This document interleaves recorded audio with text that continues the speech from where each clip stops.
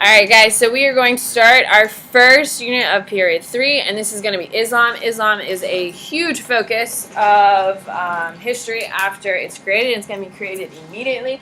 Obviously today we still have, it's going to be the most popular religion here within, by the time you have children, it'll be the most popular religion in the world.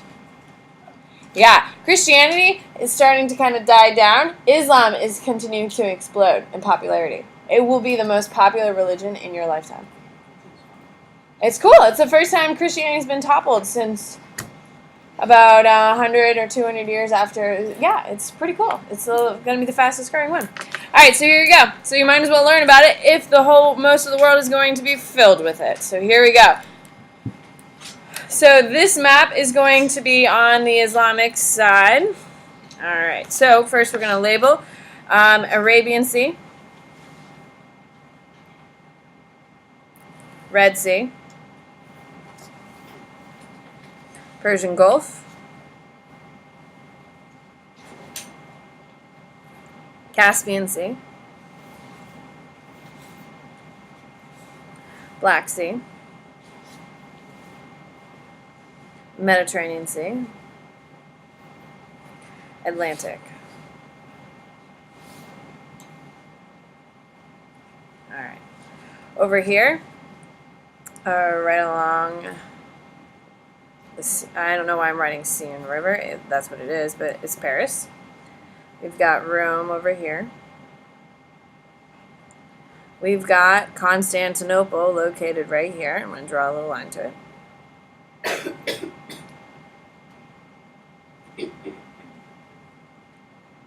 We have Egypt.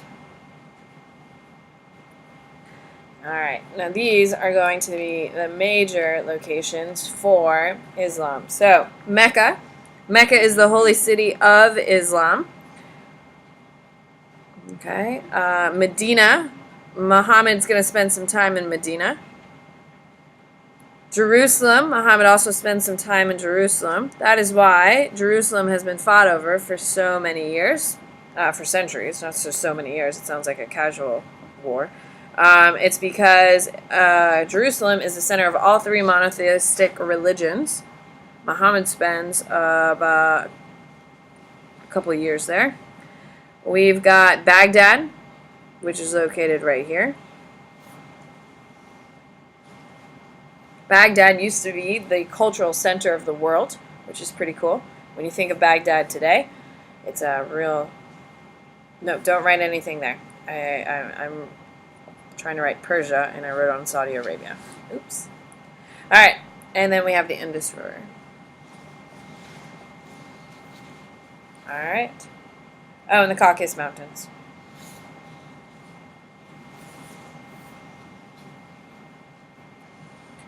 All right. So you need 1, 2, 3, 4, 5, 6, 7 boxes. 2,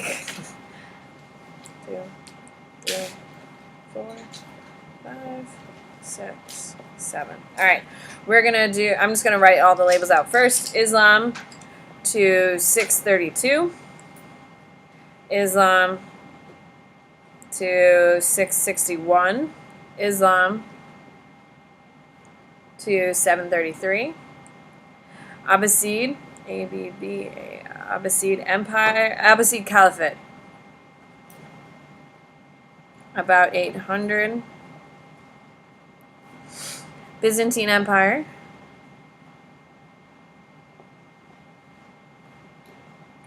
Lombard. It's going to be your first truly European kingdom, by the way. And then you have your Frankish kingdom. And your Frankish kingdom is going to lay part to the biggest empire that will be in Rome, and that is going to be your Carolinian. But that's okay. All right. Are we ready? Lombard Kingdom. Yeah, that doesn't look like a king. What do you got, Amanda? What's the second word for the Abbasid? Abbasid Caliphate. About 800. Abbasid Caliphate, then the Byzantine Empire, then the Lombard Kingdom, then the Frankish Kingdom. All right, so Islam to 632 for me is going to be black.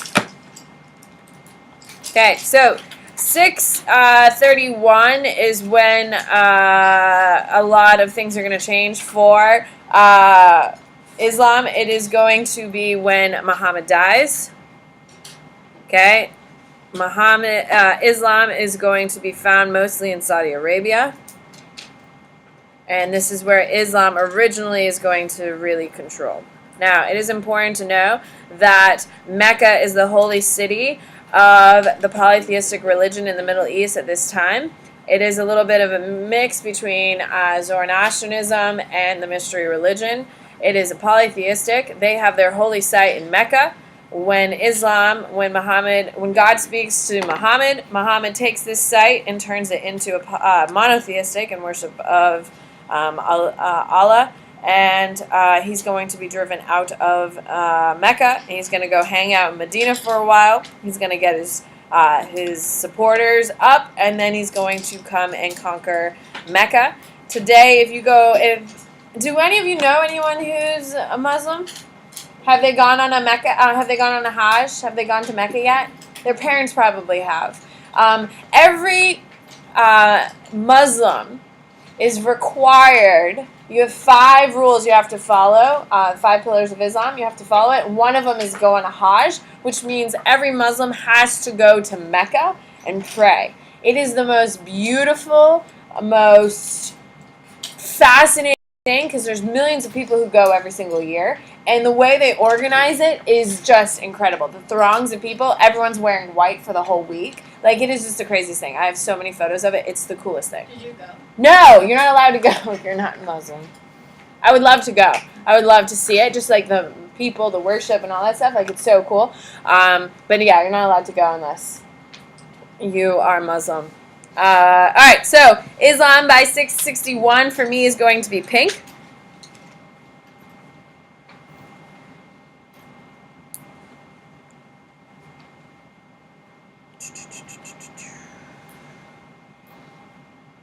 Islam.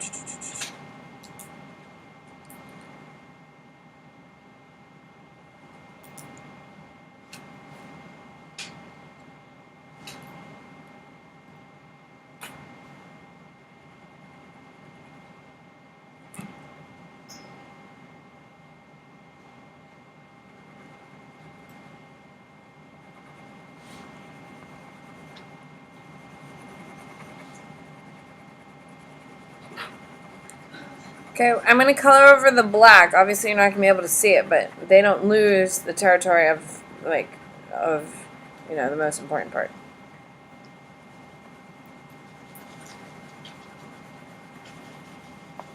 Okay, so Islam in 632 is just going to be in this small area. As you can see, by 30 years later, it's going to expand greatly. Islam in 733 for me is going to be green. And it is going to expand.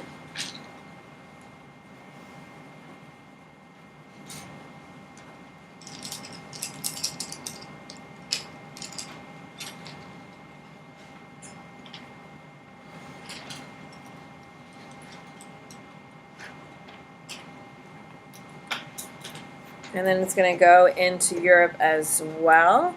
Anyone ever been to Spain? Have you been to Basque? The southern part of Spain? No. With the crazy architecture? Have you been there? Okay. The Muslims are going to be in Spain for about 800 years. They come in and they are going to take over the territory during this time period. As you can see, by 733, they conquer most of Spain. And they are going to be there for about 800 years. And because of that, southern Spain has this totally different architecture and totally different style than northern Spain, just because it's been held by the Muslims for so long. It's really, apparently, really, really cool to see it in comparison to the north. It's beautiful architecture. They have all the minarets, the little spirals and all that stuff. It's like Moroccan feel. Have you guys seen like Moroccan architecture? Hello? Like you kind of know, like bazaars and stuff like that. It looks like that. It's very cool in comparison to northern Spain, which shakes off the Muslim influence a lot faster. It's not until the 1500s does Spain rid its borders of Islam. All right, well, of conquered Islam. All right, so that is your Muslim. Islam is going to spread this far. When we color in these regions, keep in mind a majority of the people in these realms are going to be Muslims or follow Islam. Does that make sense? If the religion is Islam, the people are Muslims. The religion is Christianity, the people who follow it are Christians. Muslims describe people who follow the religion of Islam. Every year I always have kids get confused by that. All right, so the Abbasid Empire is going to be, Abbasid Caliphate, you'll see it both ways, the empire or the caliphate, is going to be the first empire raised in the name of Muhammad, and who is the prophet of Islam. They are going to conquer this territory. So Islam, when I have my black, my pink, and my green, this is where the religion has conquered and has spread and a majority of the people are following it. The brown is where an actual empire has risen in honor of Muhammad. Do we see the difference between the two? Yes? Okay.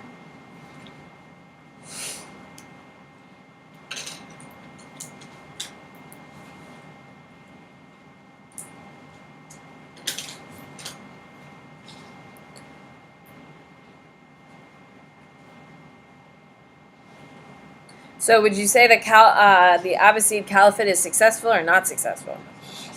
They are very, very successful. They raise an army in honor of Muhammad. During this time period, you're going to see armies are going to be risen and fight for the name of Jesus. So we're going to start having our religious clashes going on here. This will be the first time religion is used as a major weapon on both sides. And we're going to see that conflict start arising, which will obviously lay the foundations for what will become the Crusades.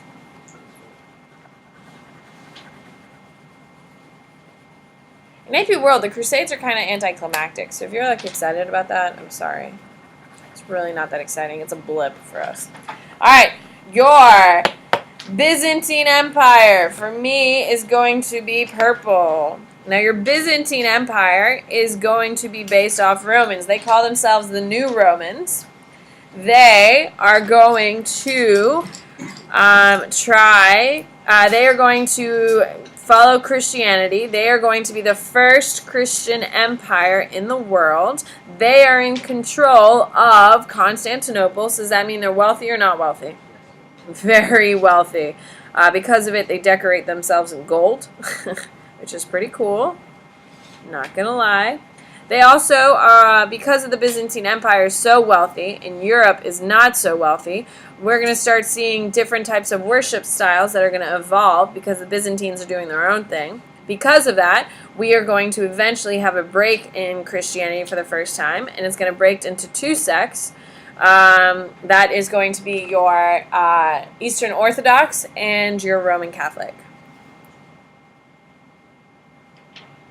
So the Byzantines are going to cause the first break in the Christian faith, and that'll eventually lead to the next big break of the Reformation. But we'll get there. Oh, I need a green one more time. I forgot to color in my islands here. They're green. Sorry. All right, so that is your Byzantine Empire. As you can see, they do control Rome, and they do control Constantinople. They call themselves the New Romans. They are not Roman, however. They just call themselves New Roman. They are going to speak in Greek, not Latin, which is very strange because the Romans speak Latin, but they're going to speak Greek, which is part of the issue why they're definitely not Roman. So my Lombard kingdom is going to be your first European kingdom. They are going to form in Italy. They are not going to control Rome. However, they are going to use a lot of Roman ideas. They are also going to be Christian. Pretty much from here on out, except for obviously Spain at this point, most of Europe is going to be Christian. For me, my Frankish kingdoms are going to be blue. My Frankish kingdom is going to persist mostly of France.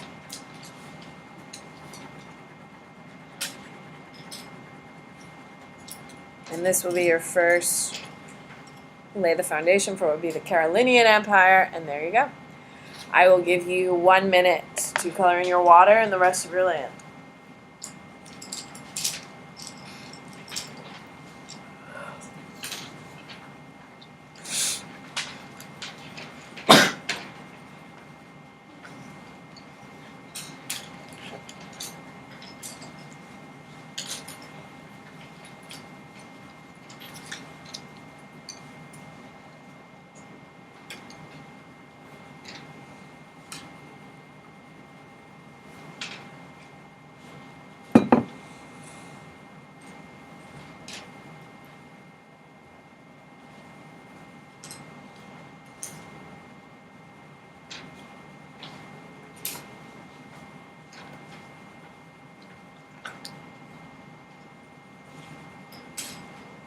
You have 30 seconds. The other side's tricky. You want me to get that done.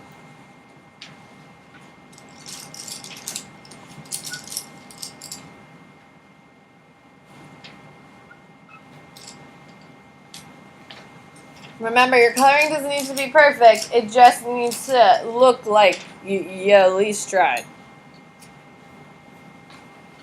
So all this right here, that's the language, right? That's Africa.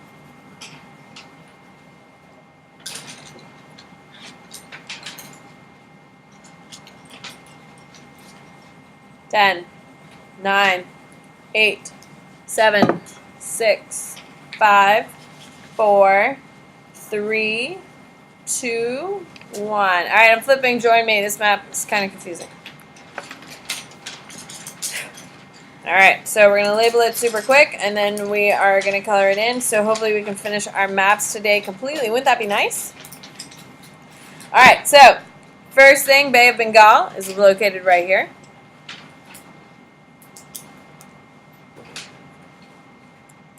Then you have your South China Sea.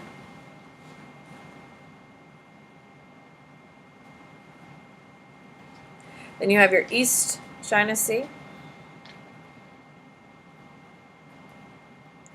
You have your Yellow Sea. You have your Sea of Japan. All right. All right, your first river is the Yangtze River. In parentheses, Changyang.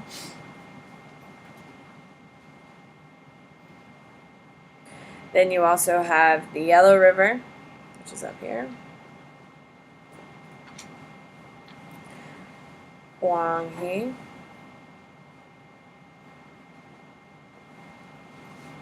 Manchuria is located right here. Mongolia is located over here. You have Tibet way over here. And the Taklamakan desert.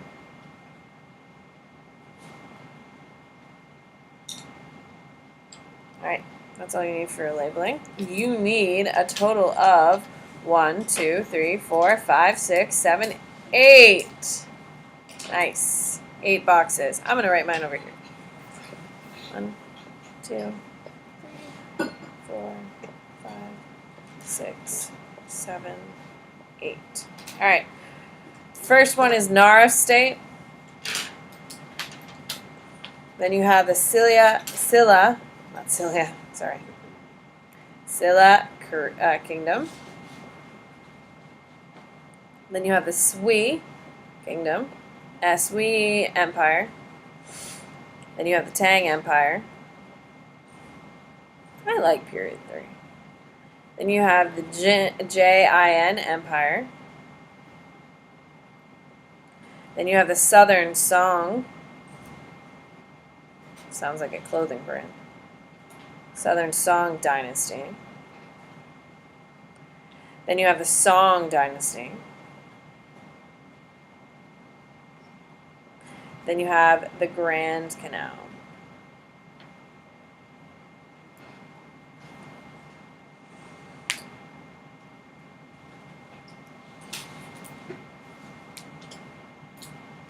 Okay. We are going to do the Grand Canal first. It's just going to be a black line. Okay, the Grand Canal is a huge deal. It is going to allow a lot more movement of goods to move around China. Because of this, it is going to allow the economy to explode. The economy is already doing well because of the foundation of the Silk Road. With the Grand Canal, it completely explodes and becomes the world's most dominant trading power. And it will stay that way until period 4, until the Europeans come in and take over. All right, here we go. So it is going to, I'm going to start at the Yellow River, and it's going to go. Make it really thick because it's really a big deal. It's one of the major achievements of China during period 3. It's an architectural marvel.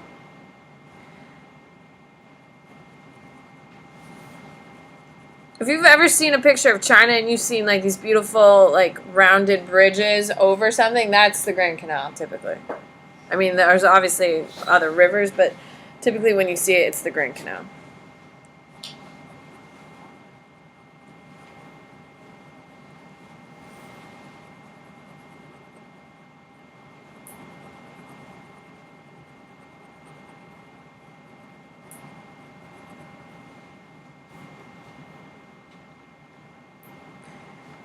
It's going to connect.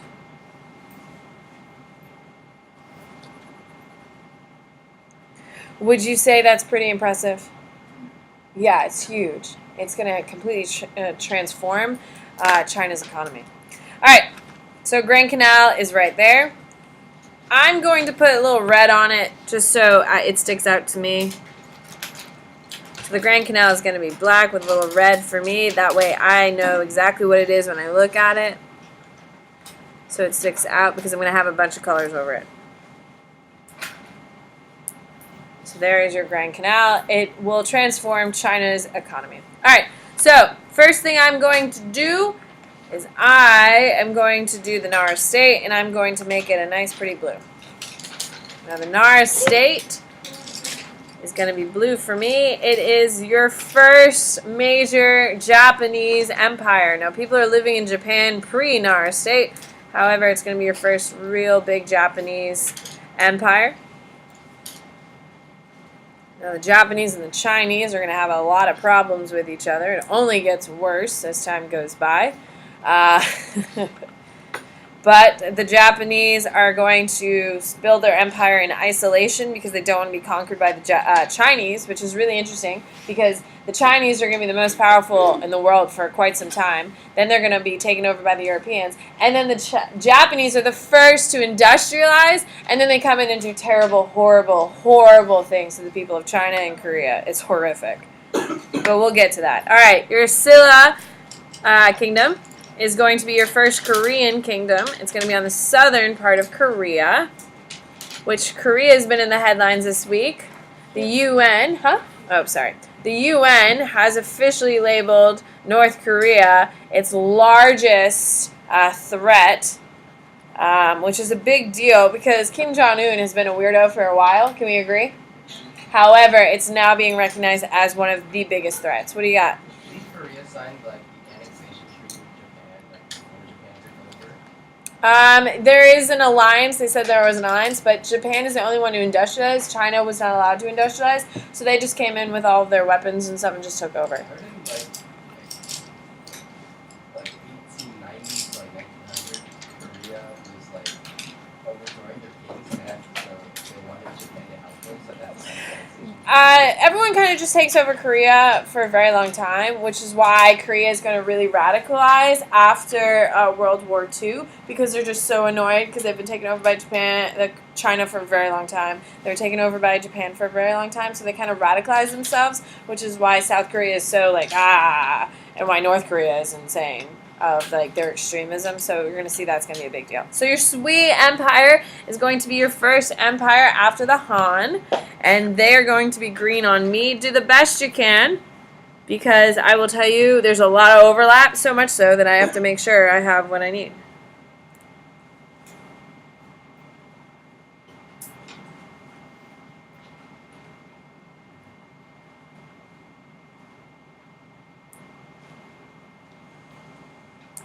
Oh, it goes all the way around, sorry.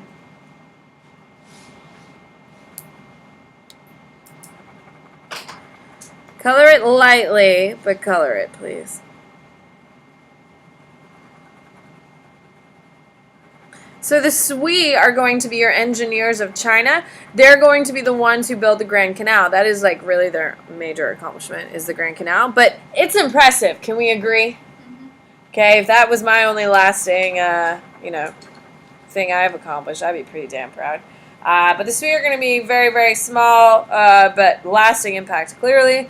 And they're going to kind of disappear. So the Sui come, and then the Tang follow. The Tang for me are going to be red, like a real red. Okay, now the Tang are going to be your military power. They are really, really strong military, as you're about to see. So the Tang are going to lose a little territory to the north. However, they are going to conquer some land, man. Now, the good thing about the Tang is that they can clearly take over this territory, and they hold it for quite some time. The problem with the Tang is that they're going to piss off all the people in Mongolia. And the people of Mongolia are eventually going to fight back in the empire we call Mongols! Yes! And they're going to come in and take over China and hold it for about 200 years, which is pretty cool. So the Tang is really the ones who upset the Mongolians. The Mongolians, for all the other empires, have been allowed to kind of do what they want. Yes, they're under China's control, but they don't really interfere. The Tang are the first ones to really start interfering with the Mongolians, which upset them, which is why at the very end of period 3, very beginning of period 4, the Mongols are here. And the Mongols are going to take over all of China and Russia. Isn't that cool? Ugh, people don't even care. They don't even care. They even, the Mongols are going to implement their haircut, so you have to get your haircut like Mongols. We're going to implement that here in AP World as well. All the men have to get their haircut just like the Mongols. It's a shaved head with a ponytail at the back. We're going to implement it. What do you got, Philip? Just kind of feel like, I don't want to say more barbaric, but like... Yeah, they kind of revert back a little bit. However, it's going to do, there's positives and negatives to everything. The Mongols are going to stop education, and they're going to stop inventing things like China is doing. China is the center of the world at this time, guys. Europe is playing with sticks compared to China. What is happening is... Oh, I'm doing my Jin Empire, by the way. They are playing with sticks, and the Chinese are building these massive engineering feats that, like the Grand Canal. When the Mongols take over, the Mongols don't really care about education. They care about trade and making money and stuff like that. But because of the Mongols in China and how they streamline the trade process, we're going to see the Silk Road is just going to boom. And that's when we have the Crusades, which is going to lead to a massive increase in European demand for Asian goods. And then that's going to create safety. However, because the Mongols open trade so much and there's so many goods moving, then we have the Black Plague. Yes? Does the Jin Empire go down to the Yangtze River? No, it goes to right along the... Okay. Oh, dang. Yeah. It's okay. It's okay. As long as you kind of have an understanding of the size in comparison to others, that's all that really matters. As long as you're trying, you're fine. It's a complicated map. All right, your next one is the Southern Song.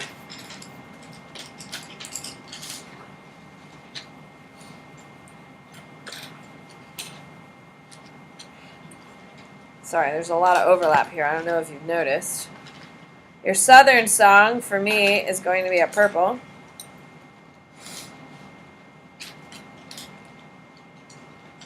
And that's going to be...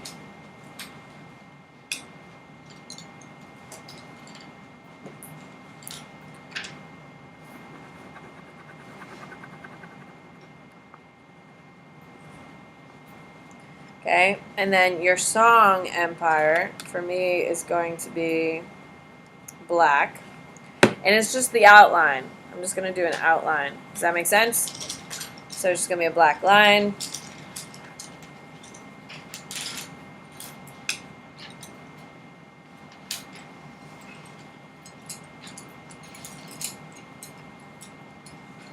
Now, the Song Empire is famous for its reversion back to traditional China. The Song are going to go out a little crazy, and the Tang are going to go out a little crazy, and the Song are going to be like, whoa, let's rein this back into traditional Chinese. All right, that's it. Color it in real quick. Let's go. You got 1 minute. How much time do I have, by the way? Nice. Are you glad we did this together? It's a bit confusing.